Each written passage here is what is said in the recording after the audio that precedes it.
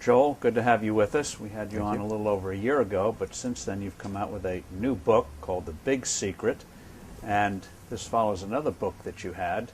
Why two books for investor advice? Couldn't you get it all in the first book, which was called The Little Book That Beats the Market? Well, it's not even as good as that. This is really my third book. So, excuse me. So, I wrote a book 6 years ago called The Little Book That Beats the Market, and it really gave a very simple way for people to beat the market. I actually ended up, after I finished the book, getting worried that people would kind of screw it up, and I was really trying to help people. So, and there aren't great data sources and everything else, so we actually set up a website to do everything for them. Except that I made a little mistake. It actually ended up being pretty hard. I tried doing it with my kids and managing a portfolio of 20 or 30 securities and keeping track of the taxes and everything else. It turns out most people don't, it's kind of hard to do it yourself, and I even found it hard with my own kids. So I learned a lot. We did a lot of research since the first book, and learned some more things, and came out with something that I guess is even easier for people to do, and also takes advantage of our latest research. Now, before we get to that, and you've got some new funds, you maintain that the individual investor can beat the big guys, as you put it. How can that be? Well, it's pretty interesting that from the research we did in the book. Most people know that the typical index funds, the S&P 500 and the Russell 1000, if you invest in those, they beat most managers, roughly about 70% of the managers. And that's pretty powerful. It's because of their low fees and that most managers aren't really adding value. So one logical thing to do would be to say, well, I know only 30% of the managers beat the typical index, so how do I find those guys? And it turns out if you look back over the last 3, 5, and 10 years of those managers' records, there's really no correlation between how they do in the next 3, 5, 10, which is really what you're trying to figure out. So that's why many at least advisors have recommended, and possibly rightly, that index funds for the individual investor who doesn't know how to pick stocks on their own is maybe a good opportunity for most people. So we set out to do something a little better. And as it turns out, the regular indexes, the S&P 500 or the Russell 1000, are seriously flawed, as it turns out. Even though they beat the most active managers, they're still very seriously flawed. And they do something that costs investors about 2% a year. And that really is that they're market cap weighted indexes, which means they put more weight into the larger market caps. And so that if a stock... the losers. Right. So if you believe like Ben Graham or Warren Buffett that the market's sometimes emotional, it's not efficient like so many professors have professed over many years. It's not efficient. That means that if the market does get emotional over the short term, that some stocks are overpriced and some are underpriced. And a market cap weighted index, if a stock is overpriced, it buys too much of it automatically. And if it's underpriced, it buys too little of it automatically because it's based on market cap, which is essentially price. So it sounds crazy, but it actually is systematically doing the wrong thing at every point whenever there's an inefficiently priced stock. And so there's an easy way to correct that. And there are actually equally weighted indexes. Instead of putting more in the larger market cap companies, it actually puts an equally weight. So if you have the S&P 500, it'll put as much weight in stock number 1 as it will in stock number 500. It still makes plenty of errors. In other words, it's an equally weighting, but those errors are now random, not systematic like a market cap weighted index. So you actually get back the 2% a year. And a few people have come out with something called fundamentally weighted indexes. It's just another way to weight stocks without using price. And therefore, the errors in those indexes are also random, and you get back the 2% from those too. And since we're value investors and have done a lot of research on value investing over a long period of time, we created an index that we call value weighted, which just means the cheaper something is, the more weight we put into it. And it's actually more diversified than the S&P 500 or Russell 1000 index. Has the same volatility, has the same beta, yet over the last 20 years you would earn 7% more a year following that strategy. And it's ridiculously simple. Just put more weight in the cheaper companies. Before we get to that, you make the point, the reason why there is such opportunity for the individual is that in the investor world, you believe it's become more short-term focused, which means buy high, sell low. That's a really great point.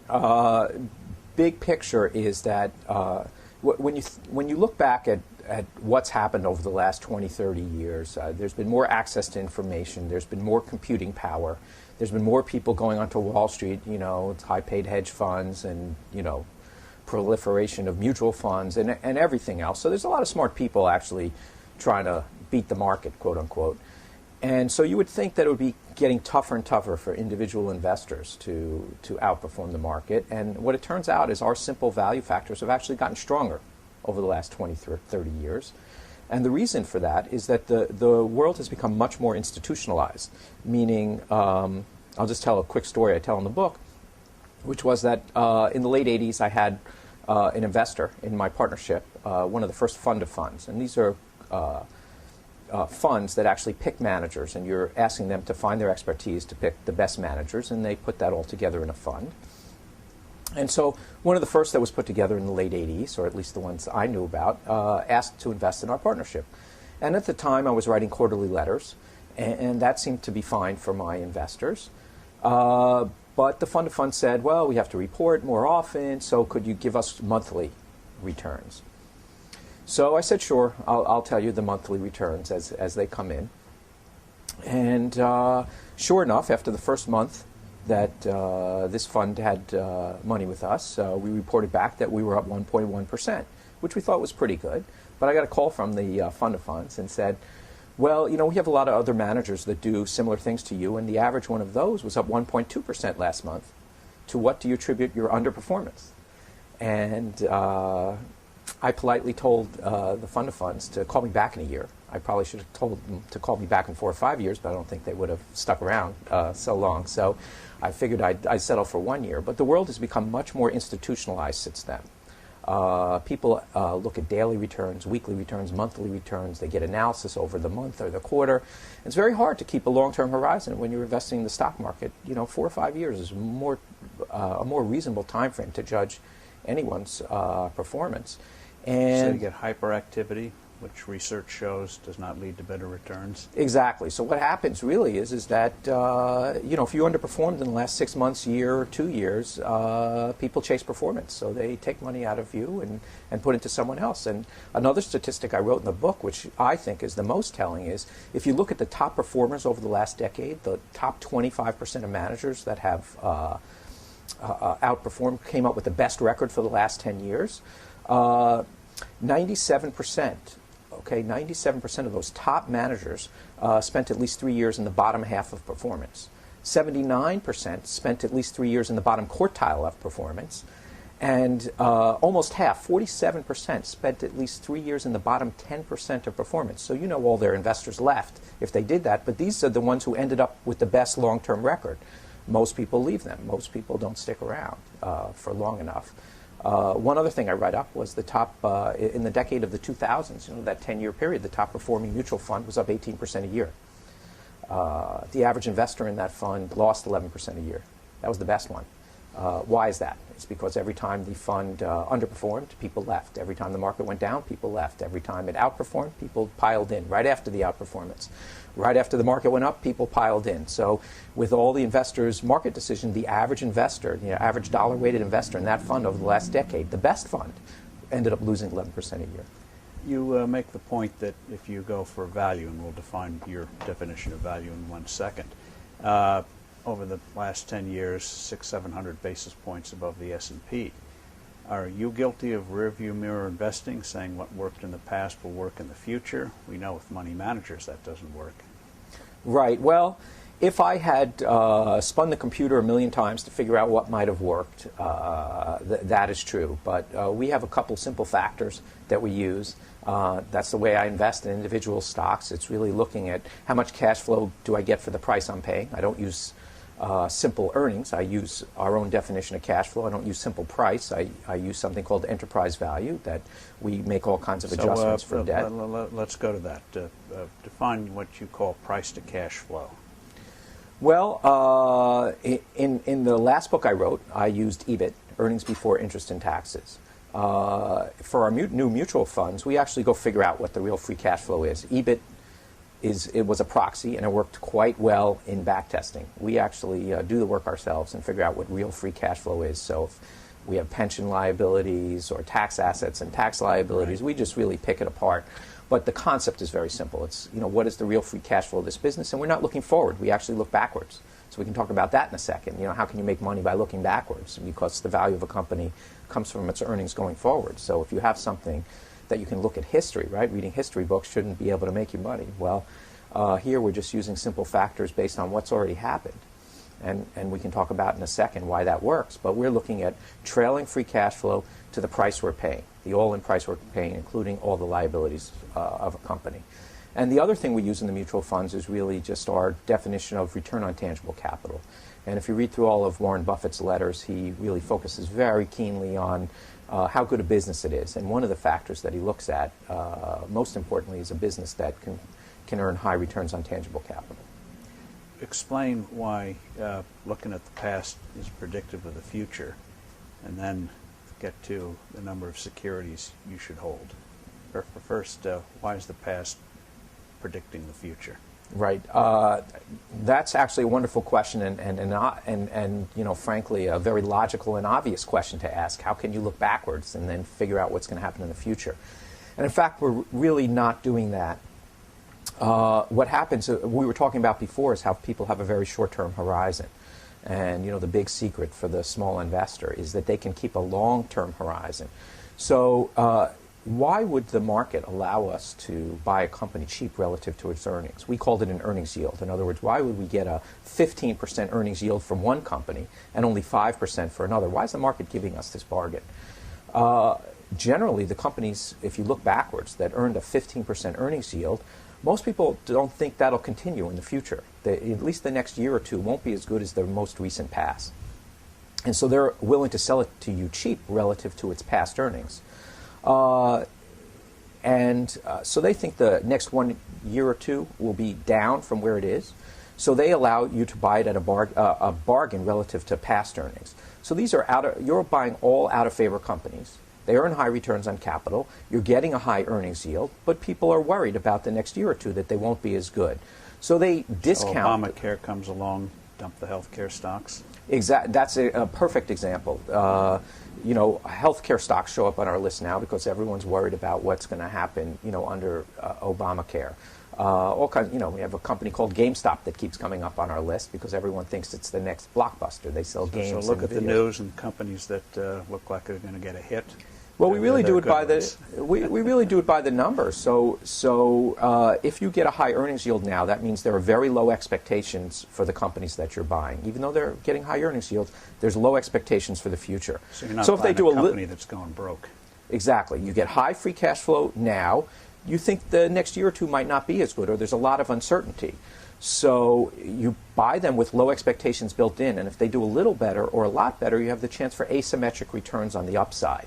And those are precisely the stocks that institutional managers who worry about doing well in the next year or two systematically avoid and overcompensate for that because they don't want to be there. So if there's uncertainty about the business, or you kind of know it's not going to be as good in the next year or two, institutional investors systematically avoid those stocks. You don't pay a lot for anything. So if they do a little better or a lot better, you have a chance for asymmetric returns. If the low expectations come in, you didn't pay for high expectations. So hopefully you don't lose very much. So if you don't lose very much on the companies where the good news doesn't get a little bit, the news doesn't get a little better than expectations, and you make a lot on the companies where it's a little better or a lot better, on a surprise, you can end up making a lot of money. And it's very systematic. And those factors have actually gotten stronger because of the institutional bias now in the market. Now, as you know, sometimes even though you do brilliant analysis, a stock can still become a dog and stay a dog. Yet you say you get a better return with relatively handful of securities, 20 to 30. Yet you also have a fund where you can offer much more, but you get less of a yield. Why would 20 or 30 do better than, say, 500? Okay, well, we really think of it as underwriting this systematic risk that people are avoiding the stock. So if you insure 1,000 lives next year, you probably could take a pretty good guess that about, just pick a number, 6% aren't going to make it through the following year, and you can underwrite that risk. It might be 5.8%, it might be 6.3%, but you can pretty well guess what that number is going to be.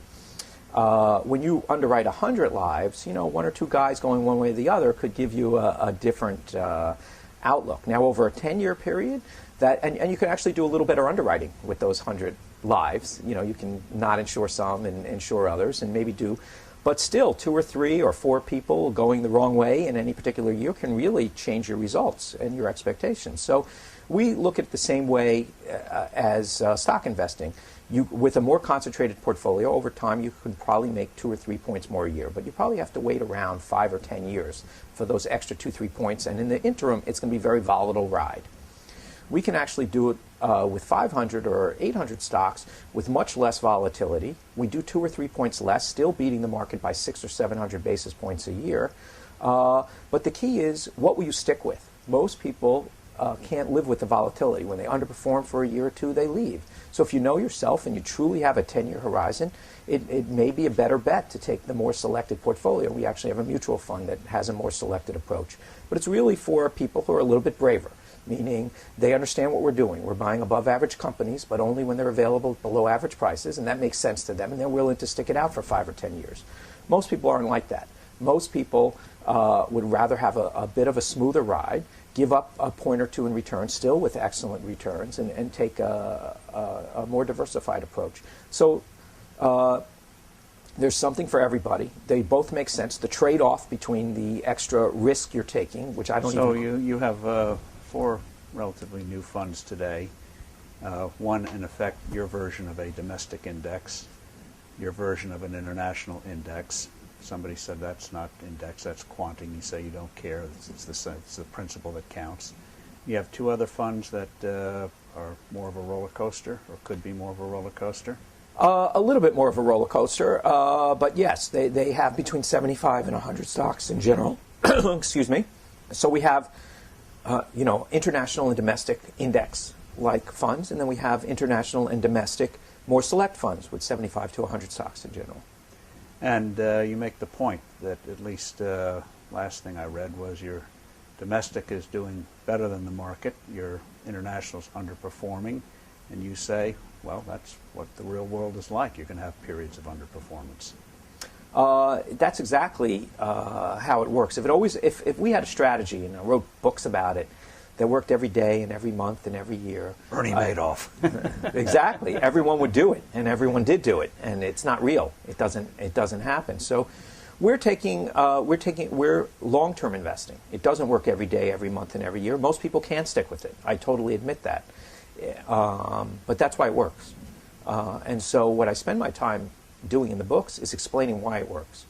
Now, the last time we met, you said your way of trying to get value does not work with financials and utilities. Do you think you've found a way to do those 2 industries now? Oh, that's a great question. Thanks for asking it. We did, for our indexes, we do now include both utilities and financials. We developed our own methodology for valuing those, and we insert them into our broad indexes for the company. So the domestic index does include financials and utilities. We do not include financials still internationally because of all the different standards where banks are regulated all across the globe, and there's some trickiness to the black box nature of what is exactly in those bank portfolios that we don't feel comfortable internationally doing yet. That's another project for down the road. But domestically, we feel very good about the regulatory. Now, are international statistics, other than financials, something you can rely on now? That's also a very good question. I appreciate you asking it. There are many databases that purport to follow international companies. We've looked at them all. We are not comfortable using any of them.